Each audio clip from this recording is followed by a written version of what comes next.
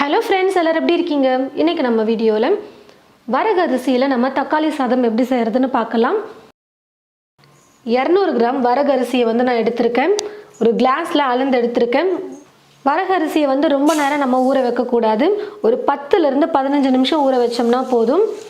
நீங்க எல்லாத்தையும் ரெடி பண்ணி வச்சிட்டு சமைக்க ஸ்டார்ட் பண்ணும்போது நீங்க வரகு அரிசி ஊற வெச்சீங்கனா கரெக்ட்டா இருக்கும்.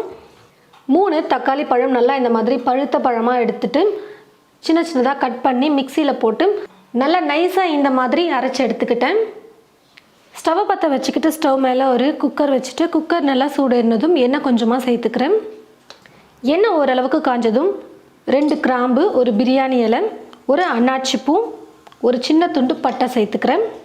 2 மீடியம் சைஸ் வெங்காயம் எடுத்து இந்த மாதிரி நல்லா நீள நீளமா கட் பண்ணி வச்சிருக்கேன். அதையும் சேர்த்துடுறேன்.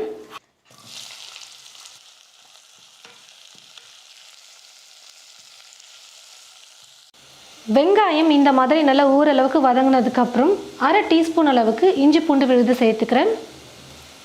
கூடவே அரைச்சு எடுத்து வச்சிருக்கிற இந்த தக்காளி விழுதையும் சேர்த்துக்கிறேன்.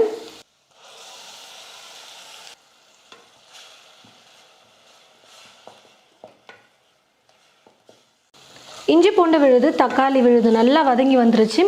தக்காளியுடைய பச்சை மணம் போகிற வரைக்கும் நல்லா வதக்குனதுக்கு அப்புறமா 1/4 டீஸ்பூன் மஞ்சள் தூள் சேர்த்துக்கிறேன். காரத்துக்கு தேவையான அளவுக்கு மிளகாய் தூள் சேர்த்துக்கோங்க. நான் இப்போ 1/2 டீஸ்பூன் வெறும் மிளகாய் தூள் சேர்த்துக்கிறேன். 1/4 டீஸ்பூன் கரம் மசாலா சேர்த்துக்கிறேன். இந்த கரம் மசாலா பார்த்தீங்கன்னா நம்ம வெஜ் பிரியாணி, நான்வெஜ் பிரியாணி எல்லாத்துக்குமே யூஸ் பண்ணலாம். தக்காளி சாதத்துக்கும் சேர்க்கும்போது ரொம்பவே சூப்பராக இருக்கும். 1/4 டீஸ்பூன் மல்லித்தூள் சேர்த்துக்கிறேன். மல்லித்தூள் ஆப்ஷனல் தான், வேணான்னா நீங்கள் ஸ்கிப் பண்ணிக்கலாம். தேவையான அளவு உப்பு சேர்த்துக்கிறேன். இப்போ எல்லா மசாலையும் சேர்த்து ஒரு 2 நிமிஷத்துக்கு ஸ்டவ்வை மீடியம் ஃப்ளேமில் வச்சுட்டு நல்லா வதக்கிக்கலாம்.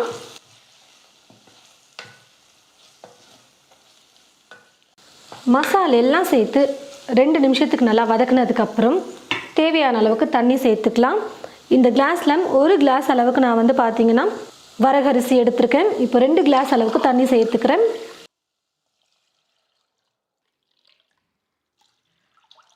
ஸ்டவ்வை ஃபுல்லாக வச்சுட்டு தண்ணி நல்லா கொதிச்சு வர வரைக்கும் குக் பண்ணிக்கலாம். இந்த மாதிரி தண்ணி நல்லா கொதிச்சு வந்ததுக்கப்புறம் வரகரிசியை நம்ம சேர்த்துக்கலாம். வரகரிசியை ரொம்ப நேரம் ஊற வைக்கக்கூடாது. நம்ம சமைக்க ஸ்டார்ட் பண்ணும்போது அரிசி ஊற வச்சுட்டு நம்ம வெங்காயம் தக்காளி எல்லாம் வதக்க ஆரம்பித்தோம்னா கரெக்டாக இருக்கும். ஒரு 10-15 நிமிஷம் தான் இப்போ நான் ஊற வச்சுருப்பேன். தண்ணி இல்லாமல் நல்லா வடிச்சிட்டு வெறும் வரகரிசியை மட்டும் சேர்த்துக்கிறேன். வரகரிசியை சேர்த்ததுக்கு அப்புறமா லைட்டாக கரண்டி வச்சு கலந்து கொடுத்துட்டு குக்கர் மூடி போட்டு மூடிக்கிறேன். நான் எடுத்துருக்கிற குக்கரில் 3 விசில் விட்டால் தான் சாதம் நல்லா வெந்து வரும். அதனால் 3 விசில் வர வரைக்கும் விட்டு எடுத்துக்கலாம். 3 விசில் வெயிட் குறைஞ்சிருச்சு. இப்போ நான் குக்கர் மூடி ஓப்பன் பண்ணிடுறேன். நல்லா சூப்பராக வெந்து வந்துருச்சு பாருங்கள். கொஞ்சம் லைட்டாக கலந்து கொடுத்துக்கலாம். மசாலாலாம் மேலேயே இருக்கிறதுனால கொஞ்சம் லைட்டாக கலந்து கொடுத்துக்கலாம். கூடவே கொஞ்சம் கொத்தமல்லியை பொடியை நறுக்கி வச்சுருக்கேன். அதை சேர்த்துட்டு நம்ம கலந்து கொடுத்துக்கலாம். வரகரிசியில் நம்ம தக்காளி சாதம் ரெடி பண்ணிட்டோம். ரொம்பவே டேஸ்டியாக சூப்பராக இருக்கும் சாப்பிட. வரகரிசியை வச்சு தக்காளி சாதம் செஞ்சு பாருங்கள்.